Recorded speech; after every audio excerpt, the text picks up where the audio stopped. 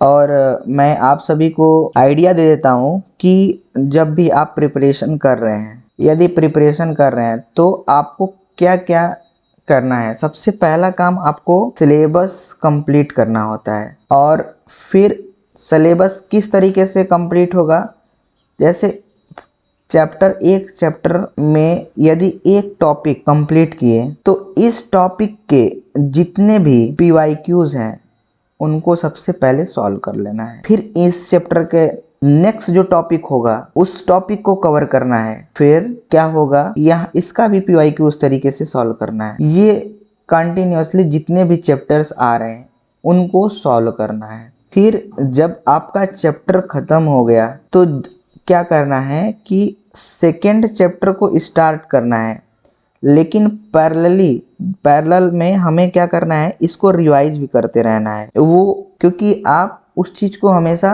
भूलते जाएंगे, तो ये आपको बहुत ही केयरफुली करना होगा। फिर आप देखिए, ये सीक्वेंस है, तरीका है कि हम जैसे चैप्टर हमेशा इसी वे में आपको कंप्लीट करना है। जैसे चैप्टर कंप्लीट किया, चैप्टर कंप्लीट करने के बाद फिर हम क्या करेंगे, नेक्स्ट चैप्टर पे जब मूव करेंगे तो हमें ध्यान देना है कि ये जो है मतलब जो फर्स्ट चैप्टर है इसको पैरेलल में रिवाइज करते जाना है। तभी आप सभी को एक समझ में आएगा कि हाँ हम ट्रैक पे सही चल रहे हैं, नहीं सब ब्लैंक हो जाएगा माइंड से।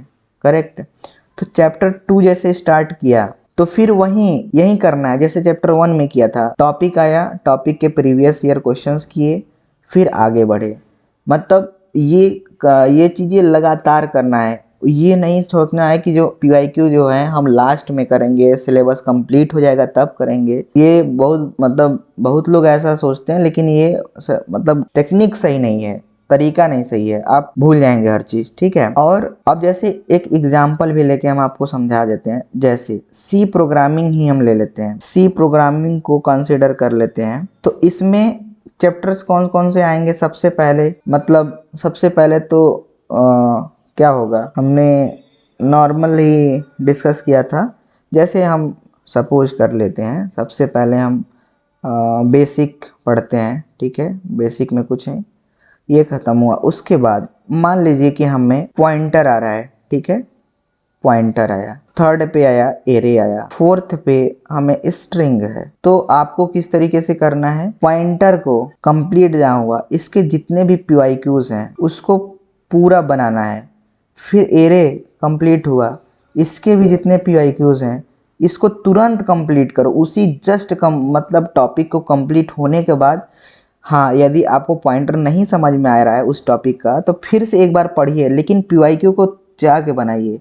एरे में भी वही काम करना है, PYQ को जाके बनाना है। स्ट्रिंग में क्या करना है, ठीक वही चीज़ करना है, PYQ को बनाना है। इससे आपका कॉन्फिडेंस भी बढ़ेगा और उसके बाद क्वेश्चंस इन PYQs को यूज करके आप अपना खुद का ही लॉजिक समझेंगे कि कोई नया क्वेश्चंस आ गया तो इन PYQs को यूज करके ही आप नेक्स्ट क्वेश्चंस को टैकल कर सकते हैं। चलिए फिर आप नेक्स्ट क्वेश्चन करते हैं। ठीक है, इतना आप सभी बताएं, ऐसे ही मैं हर वीडियो में कुछ थोड़ा थोड़ा चीज़ें बताता रहूँगा।